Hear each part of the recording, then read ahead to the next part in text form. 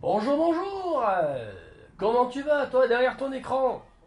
Eh ben écoute, petite présentation du jeu Snowtime, un bon petit jeu qui va très bien avec le petit réveillon, un bon petit jeu sympathique, amusant, du bluff, que du fun pour les vacances. Et puis, très bon jeu aussi qui se joue toute l'année, hein, pas qu'en hiver. Snowtime, c'est une course au point. Chaque joueur possède 7 cartes numérotées de 1 à 7. Et tu les joues secrètement. Donc, Snowtime, c'est quoi? C'est qu'en fait, au début, tu lances les dés. Là, 4, 2. Donc, bon, là, j'ai fait une petite présentation du jeu. 4, 2. Donc, tu prends les fruits, tu les mets 1 au 4 et t'en mets 1 sur le 2. Et ensuite, secrètement, bah, tu choisis ta carte que tu mets face cachée. Et tu attends que tout le monde fasse pareil. Comme ça, simultanément, on retourne les cartes. Si deux joueurs sont sur la même branche, alors il y a une bagarre. Ils se lancent boule de neige et les deux joueurs prennent un point de victoire. Mais leurs cartes seront défaussées au pied de l'arbre. Très important aussi, on commence toujours par le haut de l'arbre. On commencera toujours par celui qui a joué le 7, le 6, le 5, le 4, le 3, le 2 et le 1. Ça, c'est très important. Donc, voilà pour qui concerne la bagarre si deux joueurs sont sur la même branche. Si le joueur, un des joueurs est sur la branche du dessus et qu'il y a un ou plusieurs adversaires sur la branche d'en dessous, alors il lui lance les boules de neige et c'est lui qui réussit la bagarre. Et le joueur qui lance les boules de neige avance aussi en point de victoire. Donc ça, c'est intéressant, subtil.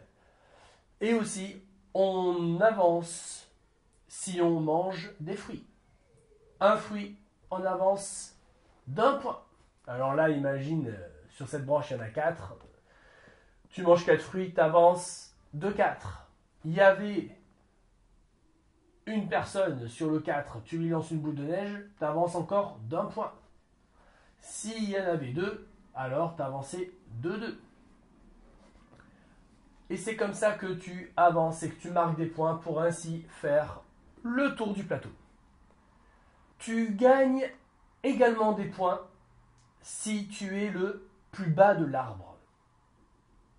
Si tu es le plus bas de l'arbre, alors tu gagnes un point.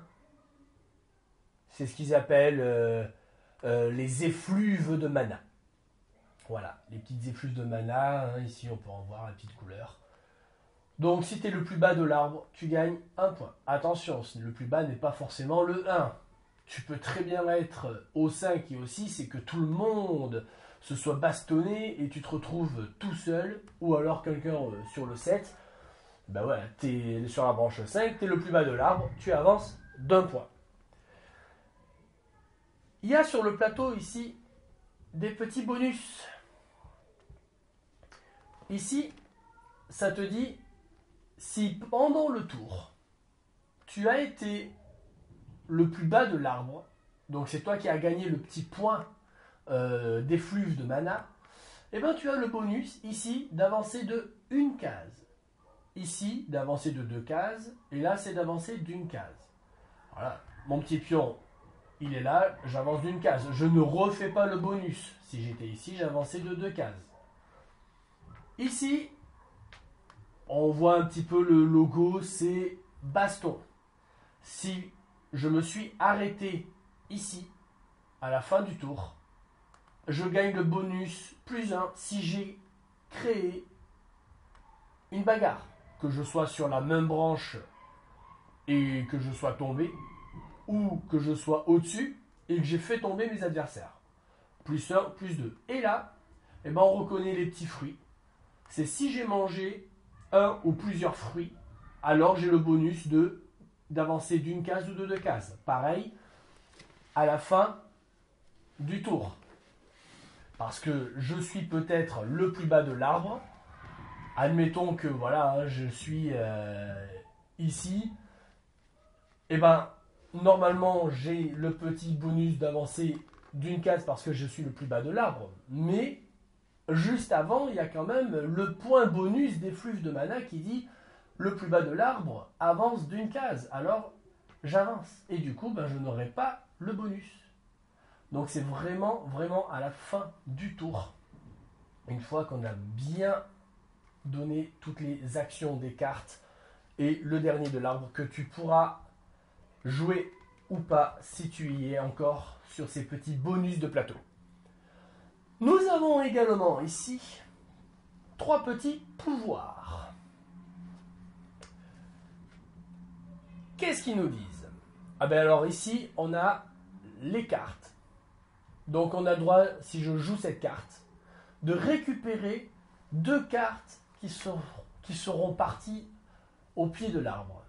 Je rappelle, les cartes au pied de l'arbre, c'est les cartes que j'ai jouées et que mes adversaires ont jouées, qui sont identiques, auxquelles on a joué à la bagarre, ou qu'un adversaire au-dessus m'a fait tomber de l'arbre. Dès que je gagne une bagarre ou que je perds une bagarre, quoi qu'il arrive, ma carte est défaussée. Et grâce à cette carte, je peux en récupérer 2. Ces deux-là, elles ont la bordure de colorée. Hein. Donc là, c'est gris, rose. Ici, elle sera bleue. Ici, elle sera jaune. Ici, elle sera marron. On les voit un petit peu. C'est qu'on ne les joue qu'une seule fois. Elles sont uniques. Une fois que j'ai joué une carte à bordure colorée, je les mets au-dessus. On a ici les petits emplacements.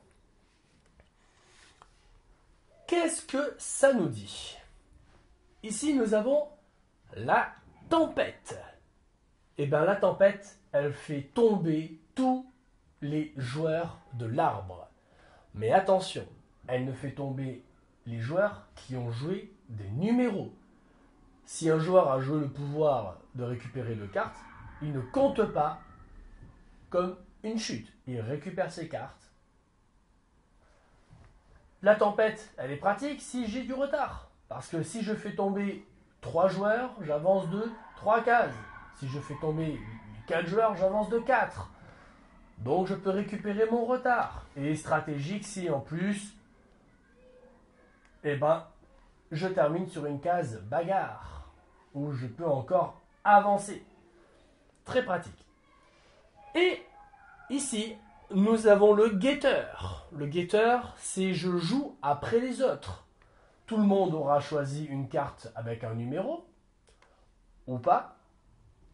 Et ben, moi, je vais pouvoir choisir le numéro que j'ai en ma possession, parce que je peux avoir aussi des cartes qui sont au pied de l'arbre, mais je peux jouer le numéro en ma possession afin de récolter le plus de points.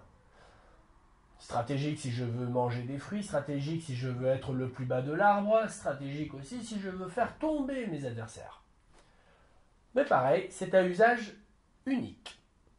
Bref, on est là pour deviner, communiquer, alliance tromperie.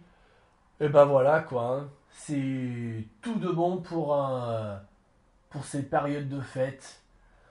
Pour toute l'année, ce jeu-là, il plaît enfant comme adulte et il est tout simplement génial. Voilà. Eh ben, écoutez, c'était une petite présentation de Snow Time. Allez, à la prochaine. Ciao, ciao.